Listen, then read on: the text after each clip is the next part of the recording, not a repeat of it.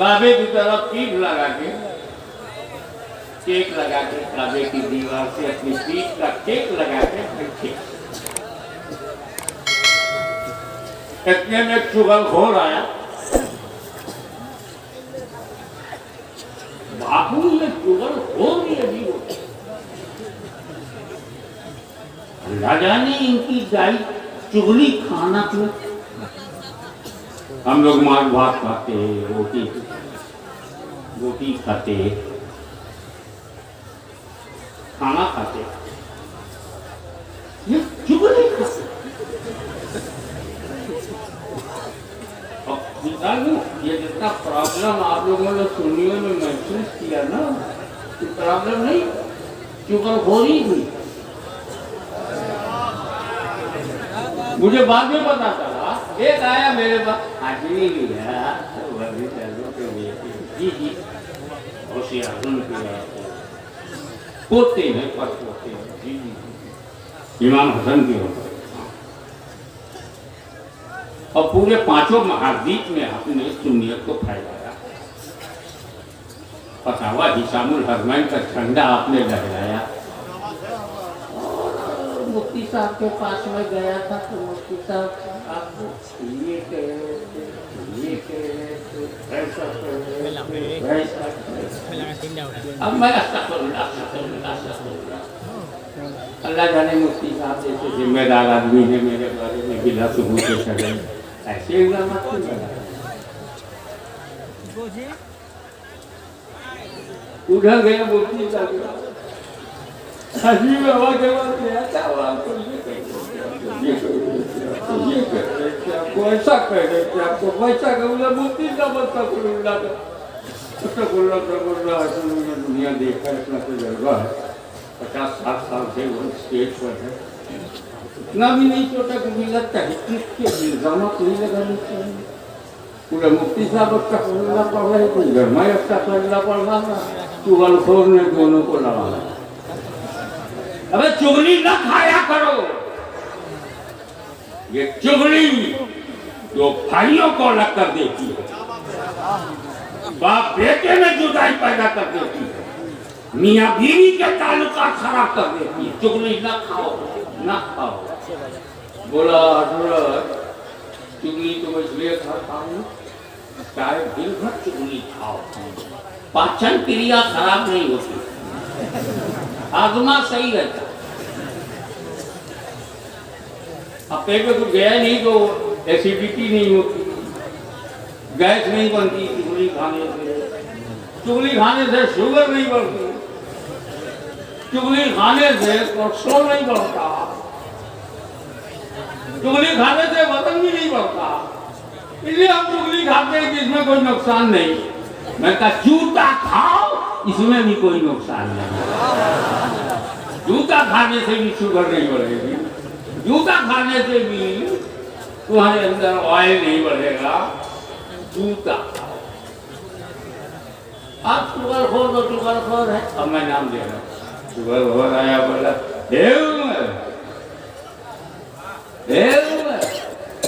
सुना 39 अरब बिके मुस्लिम, 39 मुसलमान हो गए, चकरा गए। गोबर की हालत में तो बैठे थे, काबे की तरफ पीट के हुए थे, काबे का तो नहीं करना, तो काबतुल्लाह की तरफ पीट करके बैठे थे। तो क्यों? तो की हालत के कुफर जुमला दे रहा हूँ, कैद कर लीजिएगा। चाहे पीठ काबतुल्लाह की तरफ हो या रसूलुल्लाह की तरफ हो, अगर आज हमने रसूलुल्लाह की जाली की तरफ तेरी पीठ देखा, हम समझ जाएंगे किस हालत में है। उमर इब्न खत्ताब ने भी जब पीठ दिया था काबे की तरफ, तो ईमान की हालत में नहीं थे, कुफ्र की हालत में थे। और कहे उनका तो समझ रहा था कि 2, 4, 5, 10 हुए होंगे, सब में छुप के नमाज पढ़वाए, ज्यादा नहीं हो गया, 39। 39 मुसलमान हो गए, कुफ्र घबरा गया। तो मतलब यह कि 39 के 39 पक्के मुसलमान हो।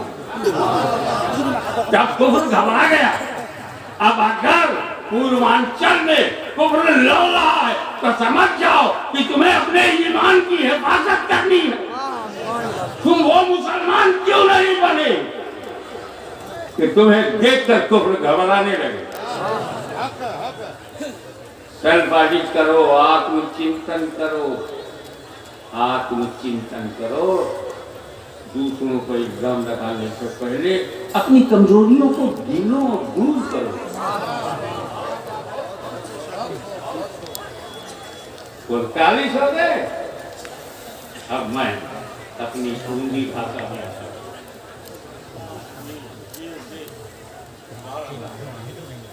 क्या बोला तू? 45 मुसलमान हो गए। हथियार निकाल के, गलवा खुलाई, तलवारियां निकाल, धार दिखाई, हवा में लहराई के बोले सुन, 39 हो गए, 40वां होने नहीं दूंगा। क्या बोले? समझोगे नहीं तो आगे बढ़ूंगा नहीं। 40वां होने नहीं दूंगा।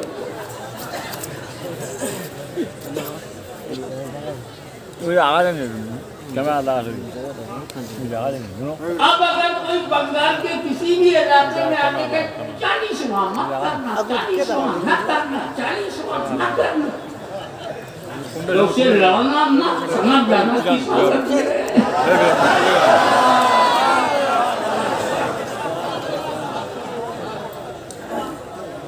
उमर इब्न खत्ताब ने जब 40वें की मुखालफत की तो कुफ्र की हालत में थे। गोया इसी हालत में लोग मुखालफत कर पाते हैं। उधर मत पता देख रही, क्या बोला तू? मेरे रसूल की हत्या करेगा, मर्डर करेगा, मेरे नबी को कत्ल करेगा, शहीद करेगा। मेरे नबी की हत्या करने मार दूंगा नबी को। 49 हो गए हैं, 39 हो गए हैं, 40 रहेंगे, उसके बाद नबी रहेंगे नहीं, 40वां होगा। तू 40वां रोकेगा? तू मेरे नबी को कत्ल करेगा? तू है क्या? इस हालत में तू है क्या? तेरी हैसियत क्या है? मैं मालिक हूँ, तू ममलूक। मैं कादिर हूँ, तू मकदूर है। मैं जाबिर हूँ, तू मजबूर है। तू मेरे नबी का कत्ल करेगा? उठ, काबतुल्लाह से उठ, काबतुल्लाह को छोड़, चल रसूलुल्लाह के घर। उठ मेरे घर से, उठ मेरे घर से, चल मेरे महबूब के घर। बोलता 40वां नहीं होने दूंगा, 40वां नहीं होने। चल मेरे हबीब से नजरें तो मिला, चल मेरे हबीब से आंखें तो मिला। 40वां तू ही है।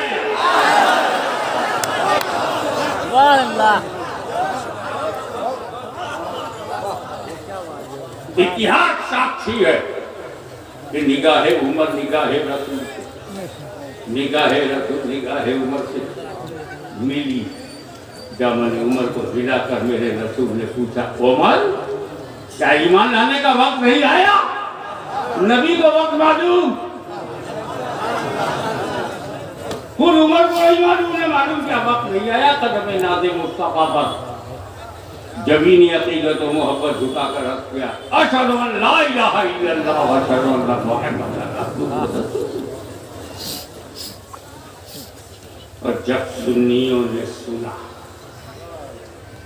कि फारूक आज़म 40वें हैं, तो सोआद आज़म अहले सुन्नत ने कसम खा लिया, ईरान रहे ना रहे, तुरान रहे ना रहे, सऊदिया रहे ना रहे, हम इस 40वें को कभी नहीं छोड़ेंगे।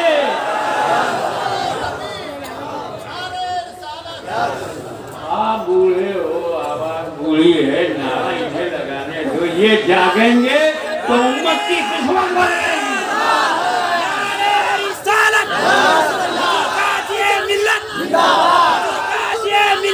देखो देखो कौन आया, देखो देखो कौन आया। नारे तकबीर, नारा लगाओ मगर मुख्तसर लगाओ। जितना हम सांस ले पाए उतना हमारे लिए रिलैक्स है। I am very relax and I am not feeling any hardness in my life. इसलिए अब एक बार मैंने आलमी ख्याल में बारगाह फारूक आज़म में हाजिरी की। अब तो उमर इब्न खत्ताब नहीं, हज़रत उमर है। अब तो वो फारूक आज़म है, मुस्तक़बिल का अमीरुल मोमिनीन है, फैज़ुल मुनाफ़िक़ीन है, सय्यदुल आदिलीन है, इंतख़ाबे रहमतुल लिल आलमीन है। अब ये भारी भारी जुमले बर्दाश्त किए हैं तो अब सीधे सीधे जुमले। आपकी पोजीशन मक्के में पता क्या थी? ईमान के न होने पर भी मैंने मोहम्मद अली का कलमा नहीं पढ़ा था, तब भी दादागिरी मेरी हमारे यहाँ जो गुंडा बदमाश क्रिमिनल ये सब भी लखनऊ में नहीं बोला जाता। वहाँ जो शोरफा है और जो बदमाश आदमी क्या बदमाश है, आप लोग सीधे सीधे कह देते हैं ये आदमी बदमाश है, करने वाले कहते हैं ये बड़े वो है, हम समझ जाते हैं बदमाश है। अबे कौन सा पाप था जो न किया हो, कौन सी गुंडा गर्दी थी जो पूर्व की हालत में न किया, ये बड़े वो अबू जहल अरब के सबसे बड़े गुंडे का नाम है ना, इतना बड़ा कोई गुंडा नहीं था। अगर तुम्हार से वो भी डरता था, बताओ ये बड़े वो थे। काबे में कब्जा, मुताब में कब्जा, हतीम में कब्जा, कहता ये सब आप कैसे कहता कुंजी मतवल्ली काबा जनाबी अबू तालिब के हाथ में थी, तौलियत उनके पास थी, लेकिन मेरी दबन गई पूरे मक्के में, पूरे काबे में, पूरे मक्का मेरा कब्जा। मैंने मिला क्या?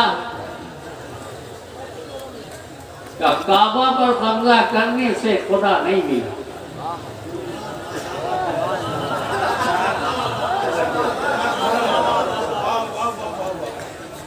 काबे का परिक्रमा करता रहा, खुदा नहीं मिला। मकामी इब्राहिम में पंखा जमा के बढ़ेगा, खुदा नहीं मिला। अब मरवा भी दौड़ता रहा, खुदा नहीं मिला। काबे पे कब्जा किया, खुदा नहीं मिला। हल्के में बोल रहा हूँ, जोर से लेना। फारूक आज़म ने हकीकत खोल के रख दिया, काबे पे कब्जा करने से खुदा नहीं मिलता। तो इन कब्जे वालों से पूछो, काबे पे कब्जा करके आंख दिखाते हो, कब्जा तो अबू लहब का भी था, कब्जा तो अबू जहल का भी था, कब्जा तो उतबा और शैबा का भी था, कब्जा तो 360 बूतों का था। तो काबे पर, काबतुल्लाह पर कब्जा करने से खुदा नहीं मिलता, रसूलुल्लाह का दामन पकड़ लो, खुदा मिलता है। नारे तकबीर, नारे तकबीर, नारे रिसालत, नारे रिसालत, नारे गौस।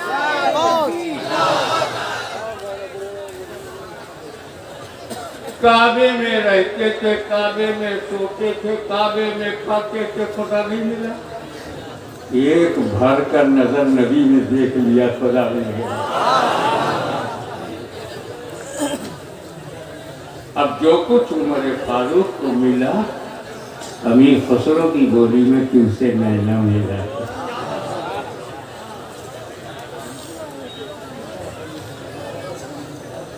अब एक बात और उलमा की तरफ,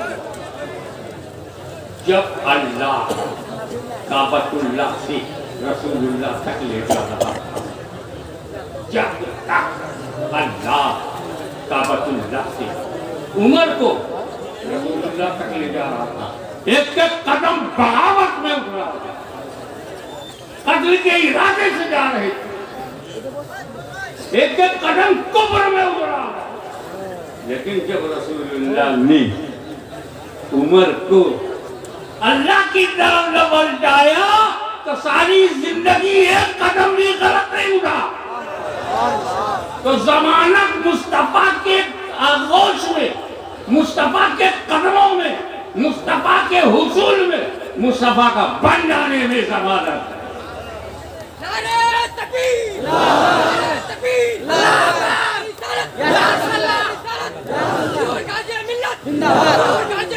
सरकार की आमद, सरकार की आमद, हुजूर की आमद, हुजूर की आमद, यासीन की आमद, यासीन की आमद, की आमद, जिंदाबाद।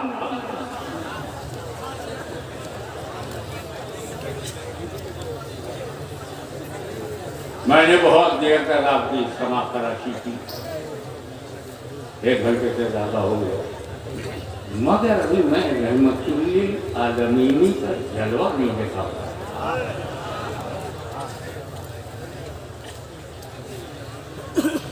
एक बात याद रखो, जो तुम्हारे बड़े काम की पता लगाओ, समाज में सबसे ज्यादा मोहब्बत तुमसे कौन है?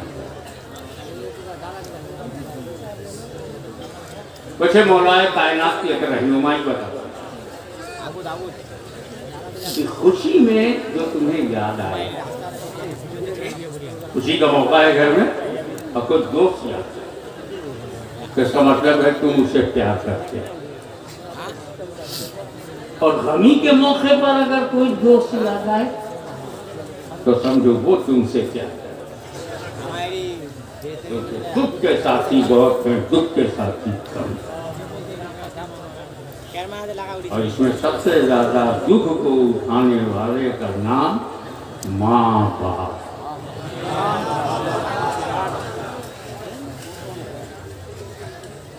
वो क्या उठाएगा आपका गम, आपका दर्द? चाय बेचते बेचते बड़ा बड़ा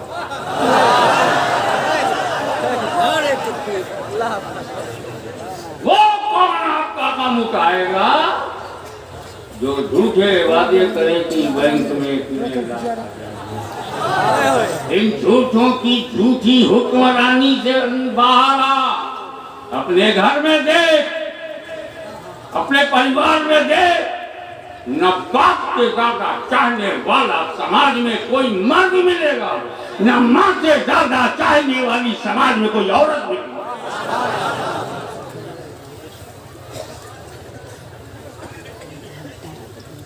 एक बात बता, इस दुनिया में जो पैदा हुआ तुम्हें जन्म नहीं है, इससे बढ़ गया कोई नेमत है?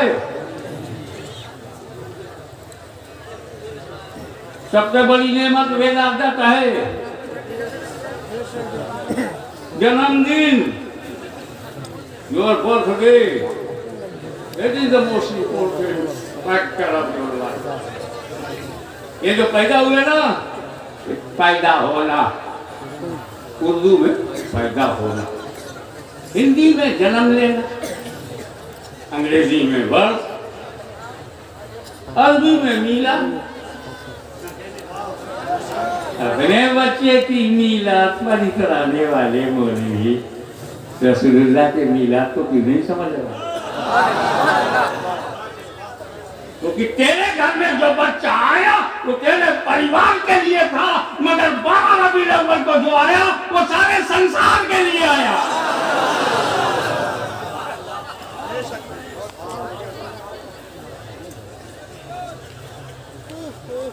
मैं यहाँ खड़ा हूँ, बड़े टाइटल तुमने बहुत बना लिया, ये तुमसे टाइटल मिला कब? पैदा हुआ था मेरे बड़े भाई शेखुल इस्लाम रईसुल मुहक्किकीन मुफस्सिर कुरान अल्लामा सैयद मोहम्मद मदनी, ये सारे अल्फाज जो मैं बोल रहा हूँ उन्हें मिला कब? पैदा हुए तब। पैदा ही ना होते तो कहाँ का रईसुल मुहद्दिसीन, कहाँ का शैखुल इस्लाम?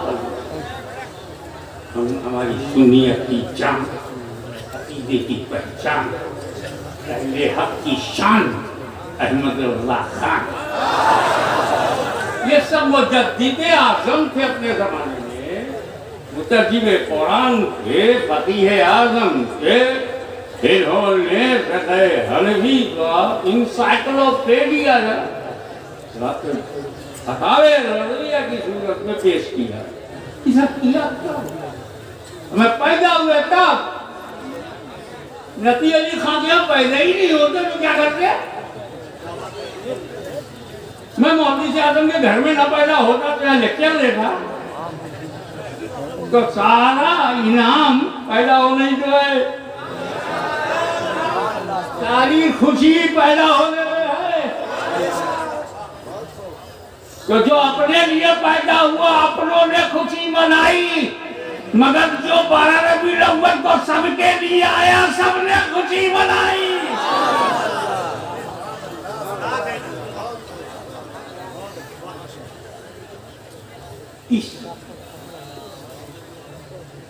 याद रखना नौजवान, जवान होकर जवानी के नशे में अपने माँ बाप को भूलना मत।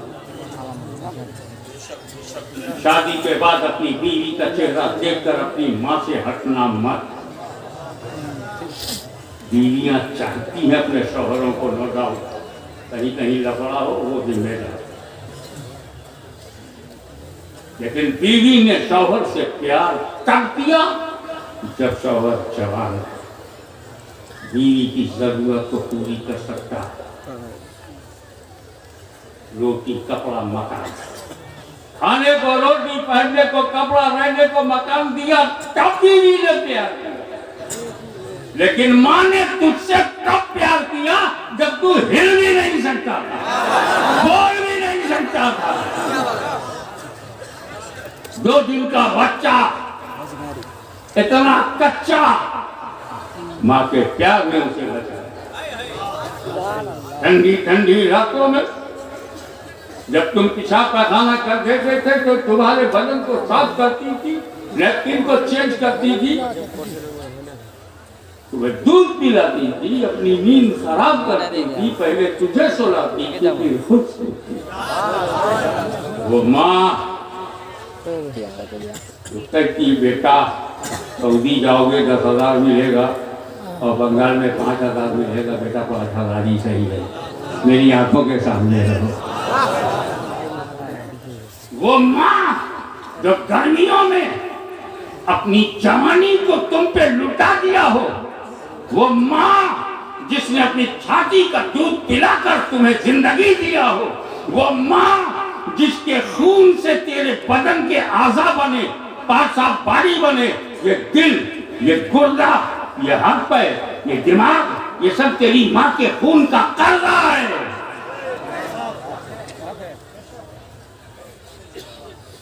अगर ये माँ ना होती तो पैदा ही नहीं होता,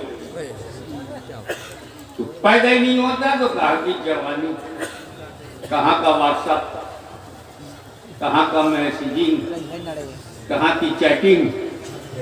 बुराई में भी जरूरी है कि पहले पैदा हो, तब फिरौन बने, पैदा हो तब नमरूद बने, पैदा हो तो यजीद बने। और नेकियों में भी ये जरूरी है कि पैदा हो तो मुस्तफ़ा पैदा हो तो काम आए, अली पैदा हो तो काम आए, हुसैन पैदा हो तो काम आए। नाकारा भी पैदा होते हैं, अल्लाह वाले भी पैदा होते हैं, पर पैदाइश is the most important factor in the dignity of human being. ये मानव जात के लिए जन्म लेना सबसे बड़ा इनाम, सबसे बड़ा तोहफा माँ से ज्यादा चाहने वाली मैंने अपनी लाइफ में नहीं देखा।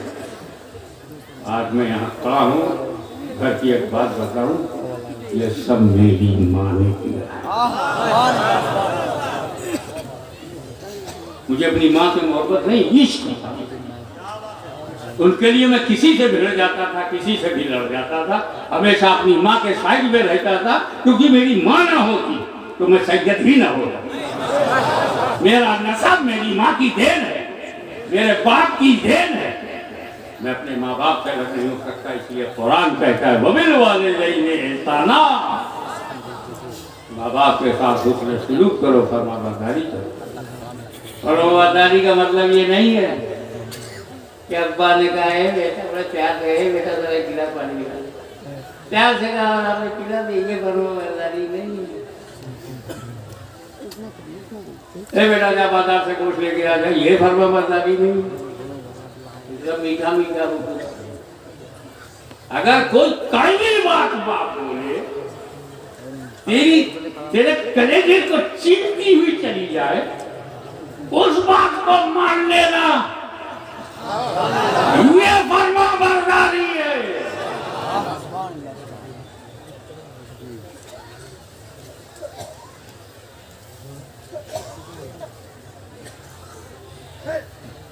इस सिलसिले में एक बात बताऊँ, कारी रसूल है, अब हर साहबी का इल्म अलग था, अपना दर्जा तो है, सहाबियत अपने आप में एक क्लास है, एक दर्जा है, उसके नीचे तो कोई नहीं, नब्बे सहाबियत में सब रहा था, मगर निजी फजाइल कम ज्यादा तो आए हुजूर के पास, या रसूल अल्लाह, मैंने एक मन्नत, और मन्नत कितनी शानदार है, मन्नतें भी अजीब अजीब होती, औरत अपने अंदाज से मन्नत मान लेती है, मर्द अपने अंदाज से। पहले ये सुन लो, एक औरत ने मन्नत मानी और वो मस्जिद के इमाम की बीवी, और सुन्नियत से दूर, कुफ्र से मजबूर, अकीदा बिल्कुल भूल। और बीवी ने क्या मन्नत मानी है, अल्लाह कर मेरे को 4 लड़कियां पैदा हुई, एक लड़का पैदा हो जाए तो मस्जिद में ढोल बजवाऊंगा।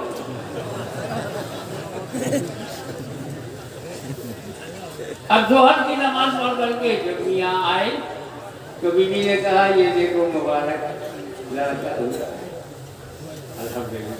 हाँ वो तो बात में, मगर जो मैंने मन्नत मानी उतारो ना तो मेरे लड़के को कुछ हो जाएगा। क्या मन्नत है तेरी? मस्जिद में ढोल बजवाऊंगी। अब ये सुन, ढोल बजाना हराम, पब्लिक में बजाना हराम, मस्जिद में। अच्छा तो कल से मस्जिद में सोना, मैं खाना नहीं बनाऊंगी, खटवास खटवास तिरिया हट। बड़े बड़े जुगाड़ी औरत से हार के गए,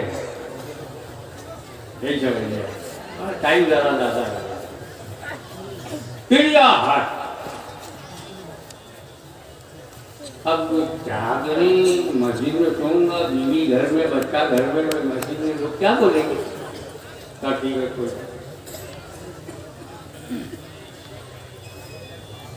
असर की नमाज में, शायद जुमे की नमाज, जुमे के दिन वो अपने गले में ढोल टांग के आए इमाम का। पब्लिक उन्हें देख रही, आज मुफ्ती साहब को क्या हो गया, गले में ढोल टांग के आ रहे हैं। मिंबर पर खड़े हुए कहा, ए ईमान वालों, ये देख रहे हो जो मेरे गले में लटका है, ये शैतान है,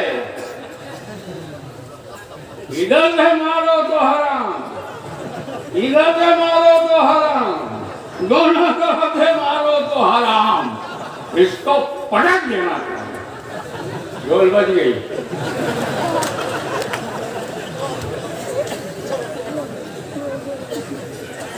बीवी की खुशी को पूरी करने के लिए मुफ्ती साहब इतना कर सकते हो, और अल्लाह के हबीब की रजा के लिए कुछ नहीं कर सकते।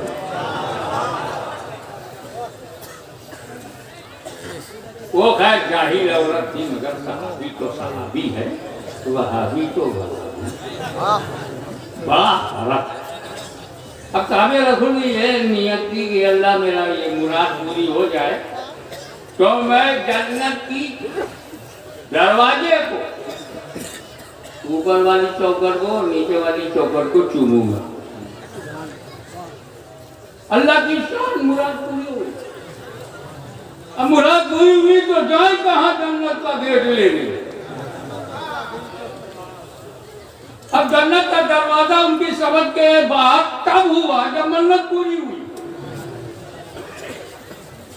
तो हर मर्द की दवा मुस्तफा जाने रही। आया करे यार रसूलुल्लाह, ऐसी मैंने मन्नत मान ली कि अगर मेरी मन्नत पूरी हो गई तो मैं जन्नत के दरवाजे का ऊपरी चौखट और नीचे वाली चौखट चूमूंगा। सरकार मुस्कुराए। बताओ दुनिया में जन्नत का दरवाजा, अल्लाह उस सहाबी पर लाखों रहमतों की बारिश कर, इसने हमें दुनिया में जन्नत दिखा दिया। फरमाया उस सहाबी से, क्या तेरे माँ बाप हैं? समझो। बोले हाँ, अल्लाह का करम है, मेरा बाप भी है और मेरी माँ भी है। कहा अपने बाप का माथा चूम ले और अपनी माँ के कदमों को चूम ले, जन्नत के फाटक को तूने चूम लिया। अंदाजा लगाओ ये तेरा बाप तेरे लिए क्या है, तेरी माँ तेरे लिए क्या है। जन्नत तेरे घर में, बाहर ढूंढने निकला। एक और आखिरी बात कर दूं, तुमने 70 हज किया, 40 साल मेरा नाना नमाज को, 40 साल तक 70 बरस तक रोजा रखा, लेकिन अगर माँ तुझसे नाराज है तब हटा। क्योंकि जब माँ बाप नाराज है तो खुदा नाराज, और जब खुदा नाराज तो अमल की वैल्यू क्या। अगर तुझे जन्नत को देखना है तो अपनी माँ को देख, चौखट को चूमना है तो अपने माँ के कदम को चूम।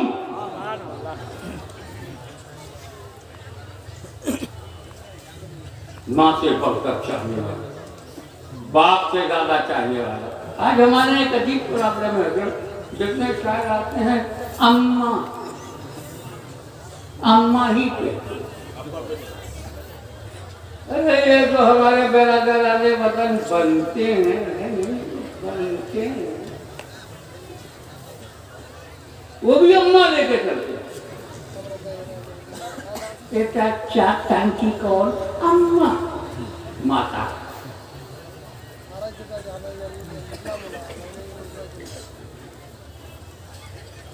अच्छा पिता कौन है? अब पिता का नाम मालूम ना हो तो माता की क्या हैसियत।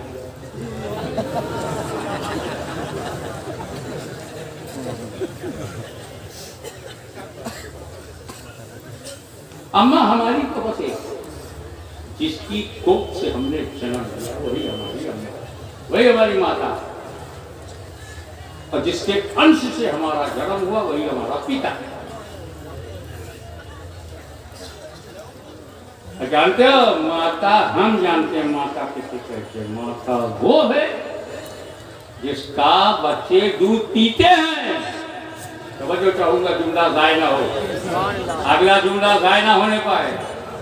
माँ का दूध हम पीते हैं, लायक बच्चे हैं, दूध पीते हैं, अपनी माँ का दूध बेचते नहीं।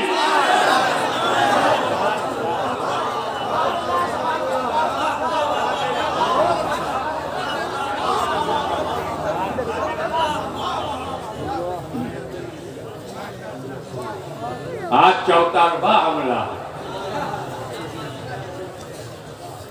आज आते हैं खैबर की औलाद आई है। अब गुलजार जब चलेगी तो हर सिमत में चलेगी। आजकल क्या बोलते हैं, तो गाड़ी खरीदा माँ की दुआ, फटफटिया बाइक लिया माँ की दुआ, बाप बदुआ लेके गया क्या?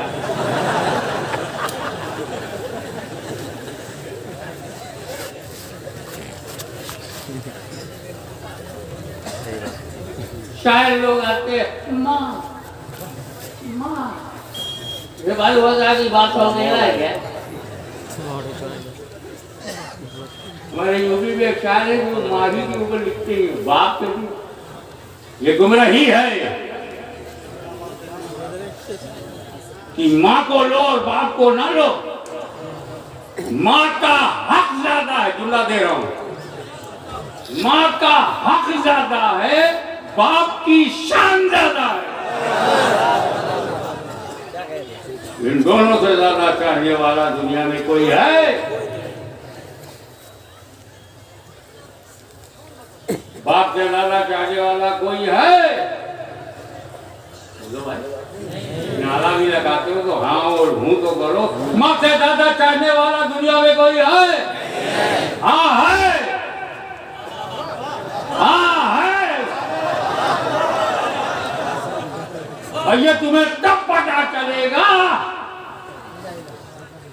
जब तुम्हें नहलाया जाएगा, कफनाया जाएगा, जनाजे पे उठाया जाएगा, कब्रिस्तान ले जाया जाएगा, कब्र में उतारा जाएगा, तख्ता लगाया जाएगा, मिट्टी से पाटा जाएगा, अंधेरा होगा। उस अंधेरे में वो दोस्त को ढूंढ रहा है जिस दोस्त के लिए मैंने कई गुनाह किए, उसकी दिग्जोई के लिए मैंने ताश खेला, जुआ खेला, सिनेमा हॉल गया। आज वो मुंह छुपा के नहीं आया, मुंह छुपा के चला गया। ठीक है, दोस्त को बाहरी होते हैं चले गए। शायद मेरा भाई, सगा भाई, मुझे अंधेरे में तसल्ली देने के लिए मेरे साथ आए। नहीं, शायद मेरी बहन, नहीं, शायद मेरी बीवी, जिसको मैंने सोने से लाद दिया, जिसके नाम नफ्ते में कोई कमी नहीं की, जिसकी हर आरज़ू तमन्ना को पूरी किया।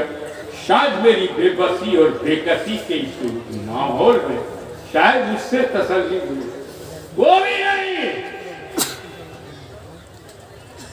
बाप मिट्टी देकर जब पलटा, अंदर से बेटा तड़पने लगा। बाप ने भी साथ छोड़ दिया। हर मोड़ पर बाप, हर कदम पर बाप, हर मरहले में बाप। पढ़ाया बाप ने, बढ़ाया बाप ने, खिलाया बाप ने, आलिम बनाया बाप ने। आज वो भी साथ छोड़ के जा रहा।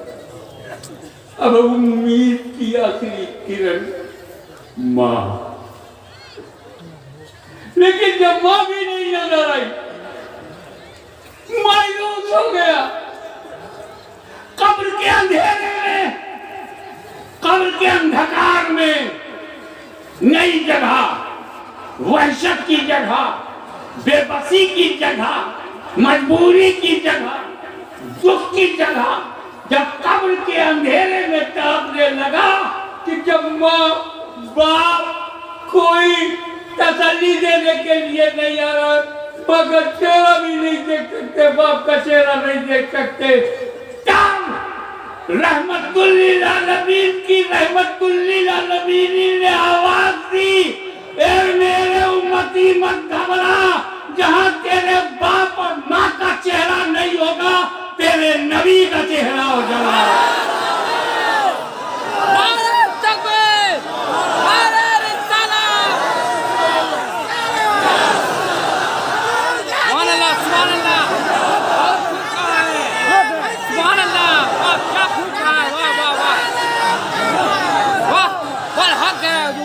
हक है।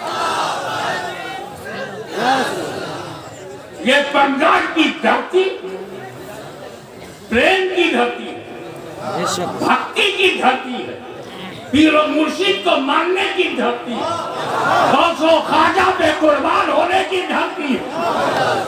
स्वयं जिस नबी ने जीते जी हमें नहीं छोड़ा और जब सबने छोड़ दिया उस कब्र में भी नबी ने हमें नहीं छोड़ा और महशर में जब सब नफ्सी नफ्सी कहेंगे तब भी मेरा नबी नहीं छोड़ेगा। तो ये बंगाली मुसलमान कसम खाता है हम जान देना पसंद करेंगे मगर मुस्तफा से अपने रिश्ते को मजबूत बनाएंगे। वाह सुभान अल्लाह, क्या खूब कहा है। इसलिए मैं उस रहमत-ए-दो आलम को अपना सलाम पेश करता हूँ। वाह रोजा वाना ने हम वाह